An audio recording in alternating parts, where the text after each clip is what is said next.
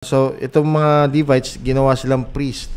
Sila yung tagapagmahala nung tent of meeting. Ang ginawa ni God is wala silang inheritance, pero yung tithes, ibig sabihin 10% ng inheritance ng buong tribe na pupunta sa kanila. 10% ng inheritance, no? So, hindi ito parang katulad ng iniisip na sweldo. Ibang klaseng tithes to. Ito, galing sa inheritance. Hindi lang pera, kumbaga. Lahat ng mana, 10% no, tinabi nila, binigay nila sa mga Levites. Pangalawang tithes na sinasabi naman is the tithe of the feast. So, ito yung every time na may feast, every year. Ang ginagawa nila, you shall tithe the yield of your seed. Ito yung galing sa yield ng ani. So, basically, parang ito yung tinatawag nilang na-produce mo. You shall tithe all the yield of your seed that comes from the field year by year. And the Lord your God in the place that He will choose to make His name dwell there. You shall eat the tithe of your grain, of your wine, of your oil, and the firstborn of your herd and the flock. So, lahat ng na-harvest, na-produce mo, 10% nun, tatabi mo para dalhin dun sa place na sinasabi ni God, sa lugar na magdedwell siya. That you may learn to fear the Lord your God always. Pag ginawa mo to, you would have the fear of the Lord. If the way is too long for you, so that you are not able to carry the tithe, isipin mo, no, mga sheep yun, mga palay, oil. For example, sobrang laki nung na-harvest mo, tonelada. Paano mo dadalhin yun, di ba? Pag malayo yung lugar mo, dun sa lugar na pinili ni God, i-monetize mo.